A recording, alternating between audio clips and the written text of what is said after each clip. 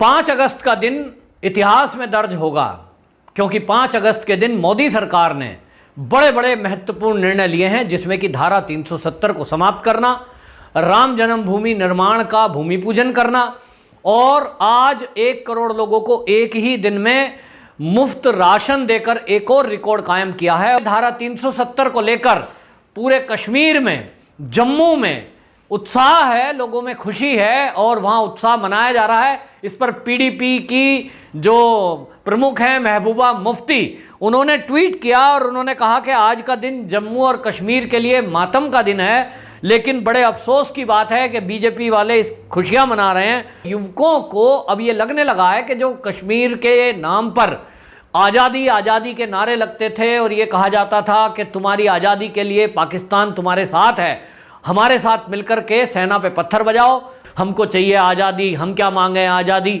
तो आज 370 जब हटी है तो मोदी जी ने वो जो मांग कर रहे थे ना, हमको चाहिए क्या चाहिए आज़ादी, वो आज़ादी दे दी है। धारा 370 हटने के बाद से जो कश्मीर में लोगों को उद्योग धंधा करने के लिए लोन मिल रहा है सरकारी बैंकों से, तो क्या उसमें मुसलमानों को नहीं मिला है? मुस्लिम युवतियां भी उसमें बराबर की हिस्सेदार हैं, तो उनको बराबर लाभ मिल रहा है। पीडीपी की महबूबा मुफ्ती का ये जो दर्द है ये अब समझ में आ रहा है, क्योंकि किस तरह की बातें महबूबा मुफ्ती कर रही है। नमस्कार, मैं हूं पवन त्यागी।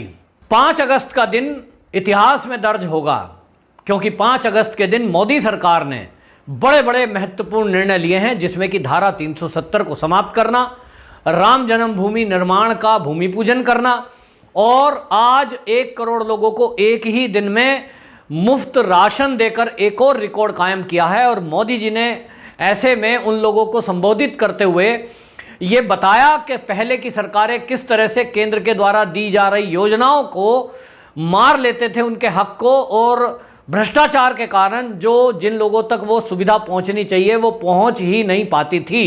इस पर आपको बताएं, धारा 370 को लेकर पूरे कश्मीर में, जम्मू में उत्साह है, लोगों में खुशी है और वहाँ उत्साह मनाया जा रहा है। इस पर पीडीपी की जो प्रमुख हैं महबूबा मुफ्ती, उन्होंने ट्वीट किया और उन्होंने कहा कि आज का दिन जम्मू और कश्मीर के लिए मातम का दिन है, लेकिन बड़े अफसोस की बात है कि बीजेपी वाले इस खुशियां मना रहे हैं और 5 अगस्त 2019 के फैसले को भारतीय जनता पार्टी की सरकार को वापस लेना होगा। ये महबूबा मुफ्ती सपना देख रही हैं और मातम का दिन बता रही हैं। महबूबा मुफ्ती की पीड़ा को समझा जा सकता है, क्योंकि 2019 के बाद से जिस तरह से केंद्र सरकार की तरफ से धारा 370 हटने के बाद विकास के काम किए गए और जो कानूनों में परिवर्तन आने की वजह से पूरे देश के लोगों का जुड़ाव शुरू हुआ है, इसमें प्रमुख रूप से आपको बताएं जो 2-3 काम है। एक तो यह है कि मूल निवासी जो थे पहले वही कश्मीर के ही लोग होते थे, और अगर पाकिस्तान से वहाँ की लड़की कोई शादी कर ले तो पाकिस्तान के ही निवासी हो सकते थे। आज की तारीख में धारा 370 हटने के बाद कृषि भूमि को यदि छोड़ दें, क्योंकि उसको अभी भी जम्मू और कश्मीर में ये रखा है कि वहाँ कोई भी कृषि के लिए ज़मीन नहीं खरीद सकता, लेकिन मकान बनाने के लिए, व्यापार करने के लिए यदि कोई अपना वहाँ ज़मीन खरीदना चाहता है तो अब वो खरीद सकता है, जो धारा 370 के कारण 2019 5 अगस्त के पहले नहीं खरीद सकता था। इसी तरह ये था कि भाई कोई भी जो है शादी नहीं कर सकता, भारत की कोई और नागरिक युवा अगर कश्मीर की लड़की से विवाह करना चाहता है तो उसको अनुमति नहीं थी। धारा 370 हटने के बाद ये भी हुआ। आज की डेट में पत्थरबाजों में 80% से अधिक की जो कमी आई है, उसके कारण भी बहुत सारे युवकों को अब ये लगने लगा है कि जो कश्मीर के नाम पर आज़ादी आज़ादी के नारे लगते थे और ये कहा जाता था कि तुम्हारी आज़ादी के लिए पाकिस्तान तुम्हारे साथ है, हमारे साथ मिलकर के सेना पे पत्थर बजाओ, हमारे साथ मिलकर के राइफल थमाओ, तो लड़ो, संघर्ष करो, हम तुम्हारे साथ हैं। और इसी नाम पे पाकिस्तान के आतंकवादी शिविरों में बहुत सारे कश्मीर के युवकों को ये ट्रेनिंग दी जाती थी और जाकर के हमारे देश की सेना से उनको लड़ाने भिड़ाने का काम किया जाता था। एक रिपोर्ट आई है और एक कुछ आतंकवादी जिनको सेना ने जिंदा पकड़ा है, उनकी जांच में ये खुलासा हुआ है कि कुछ युवक तो कश्मीर के वहाँ पाकिस्तान में पढ़ाई करने के लिए गए थे, लेकिन पढ़ाई के बजाय उनको आतंकवादी की ट्रेनिंग दी गई, उनको लालच दिया गया और उनका ब्रेन वॉश करके ये तक कहा गया कि आप अपने जिहाद के लिए काम कर रहे हैं और क्योंकि हमारा इस्लाम खतरे में है तो जिहाद के लिए काम करिए, बंदूक उठाइए, हम आपको पैसे देंगे, यदि आप इसमें शहीद हो जाते हैं जिहाद में तो हम आपके परिवार का पालन पोषण करेंगे। इस तरह की बातें करके कश्मीर के युवाओं को भटकाने का काम चीन के इशारे पर पाकिस्तान ने किया है। क्योंकि मैं चीन के इशारे पर अगर कह रहा हूं तो वो इसलिए क्योंकि पाकिस्तान की हिम्मत नहीं है कि वो पत्थरबाजों के नाम पर पैसे दे सके, आतंकवादियों के नाम पर बंदूक हथियार दे सके या पैसा खर्च कर सके, क्योंकि वो तो खुद कंगाल है और चीन के हाथों गिरवी रखा हुआ है। तो चीन की एक चाल थी और पाकिस्तान को आगे करके भारत को कमजोर करने की कोशिश की गई। आज ये गुपकार गैंग बनाकर नेशनल कॉन्फ्रेंस, पीडीपी और अन्य कई दल वो मिलकर एक साथ एक प्लेटफॉर्म पे आ गए हैं जो कभी एक दूसरे को फूटी आंख नहीं सुहाते थे, यानी एक दूसरे का विरोध करके राजनीति करते थे। लेकिन अब जब उनको लगा कि यहां अब हमारी दाल गलने की नहीं है और मोदी जी को हटाना अब हमारे हाथ में नहीं है और इसलिए क्या करें, तो सब लोग मिलकर के यदि काम करेंगे तो शायद बीजेपी को आने से कश्मीर में रोका जा सके। लेकिन यह आपको बताएं उनका केवल सपना रहेगा, ऐसा हो नहीं सकता। गुपकार गैंग 5 बन जाएं एक के बजाय, ऐसे और सब मिल जाएं तो भी अब मोदी जी को हटाना हराना नामुमकिन है, क्योंकि जम्मू और कश्मीर के लोग ये समझ गए हैं कि हमें केवल डरा धमकाकर अभी तक रोका गया था और हमें झूठ बोलकर बंदूकें थमाई गई थी। ये जितने नेता हैं इन्होंने तो अपने बच्चे विदेशों में पढ़ाए और हमें ये कह दिया कि भाई ये जो है आप जिहाद कर रहे हो, जिहाद के लिए लड़िए। तो ये सब चीज़ें करी गई और इसलिए उन्होंने कहा कि ये सब चीज़ें जो बताई जा रही हैं ये सब फर्जीवाड़ा है। अब खुलासा हो चुका है इन नेताओं का, जिन नेताओं ने कश्मीर के युवकों को भड़काकर और आतंक की आग में झोंका। आज जब से धारा 370 हटी है 2 साल हो गए हैं, युवकों से बात करिए जम्मू कश्मीर के, वो कहते हैं कि हमारे यहाँ अगर पिछड़ापन है तो वो इसलिए क्योंकि यहाँ इंडस्ट्री नहीं है, इसलिए क्योंकि यहाँ अच्छे विद्यालय नहीं है, इसलिए हम पिछड़ गए क्योंकि यहाँ अच्छे अस्पताल नहीं है। और वो इसलिए नहीं है कि पहले की जितनी सरकारें 70 साल में रही, केंद्र में कांग्रेस रही, उन्होंने कभी कश्मीर की तरक्की के लिए विचार ही नहीं किया।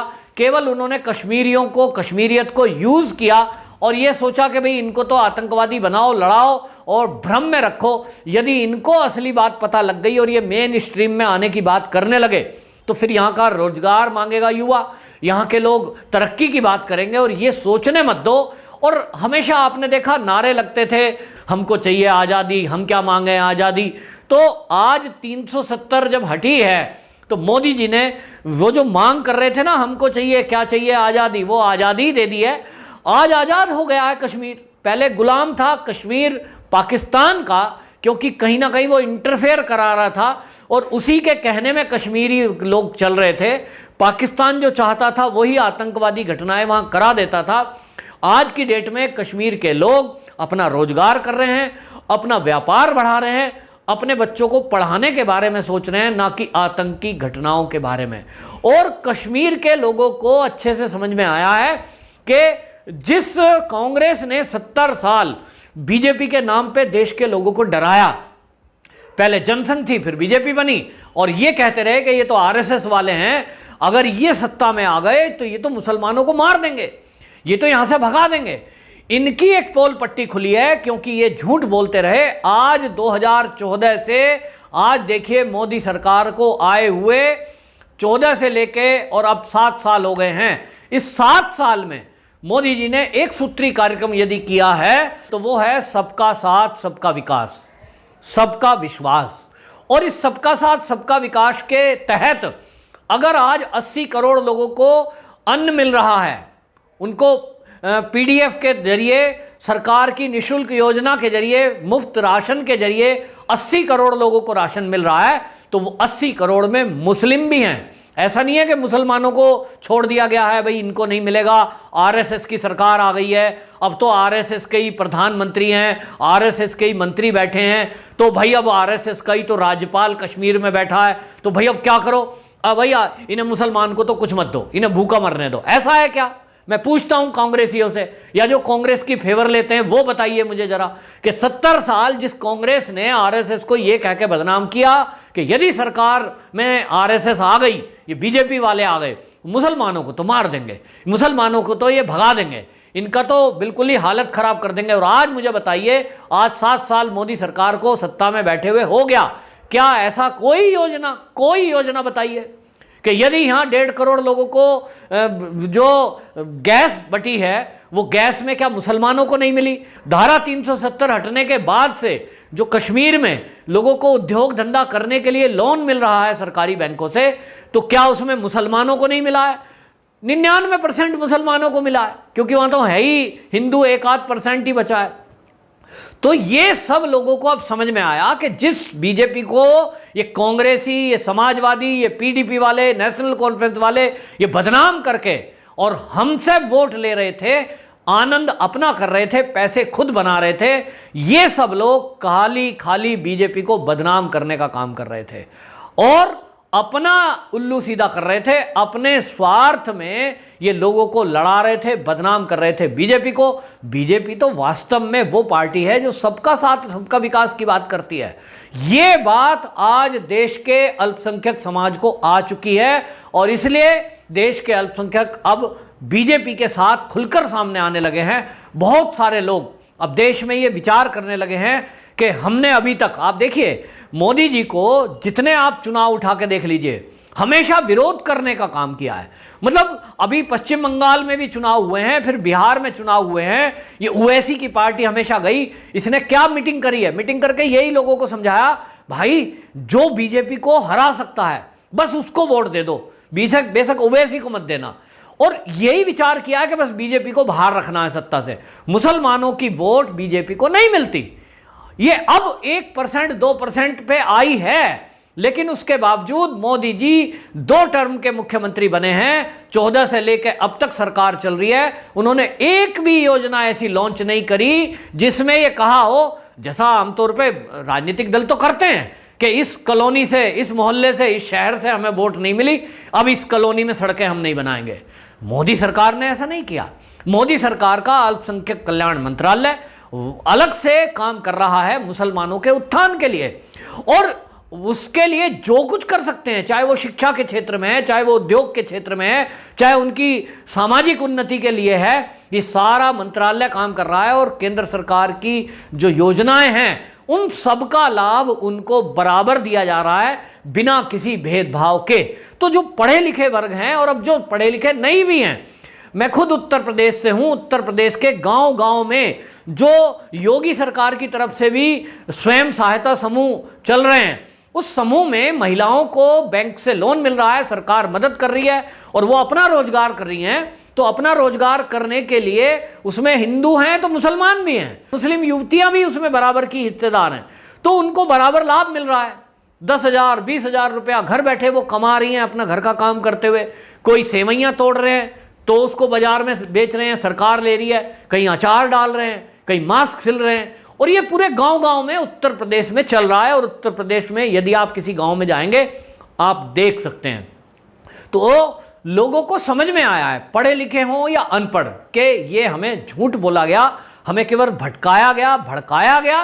वाकई में भारतीय जनता पार्टी ही एक ऐसी पार्टी है जो ना तो जाति देखकर ना धर्म देखकर राजनीति करती है, और वो देश की उन्नति चाहती है। बाकी लोग तो केवल बहाना करते हैं। बाकी जो राजनीतिक दल हैं उनका एक सूत्री कार्यक्रम है कि समाज में फूट डालो, समाज में आपस में लड़वाओ लोगों को, और अपना जो शासन है वो चलता रहना चाहिए। इस तरह की विचारधारा करते रहे थे। पीडीपी की महबूबा मुफ्ती का ये जो दर्द है ये अब समझ में आ रहा है, क्योंकि किस तरह की बातें महबूबा मुफ्ती कर रही है वो केवल उनकी झेप है, क्योंकि उनको लग रहा है कि उन्होंने इतना विरोध किया, आज तक इतना विरोध के नाम पे यहाँ सत्ता में वो करती नहीं, लेकिन उनकी कुछ चली नहीं, और उनके विरोध के बावजूद एक तरफ वो कहती थी कि यहाँ तिरंगा उठाने वाला कोई नहीं बचेगा, लेकिन आज वहाँ तिरंगा भी उठ रहा है, बिल्डिंगों पर तिरंगा लहरा रहा है, और आज गली गली में वहाँ जश्न मन रहा है। तो महबूबा मुफ्ती और फारूक अब्दुल्ला का पेट में दर्द होना जरूरी है, उनका परेशान होना जरूरी है,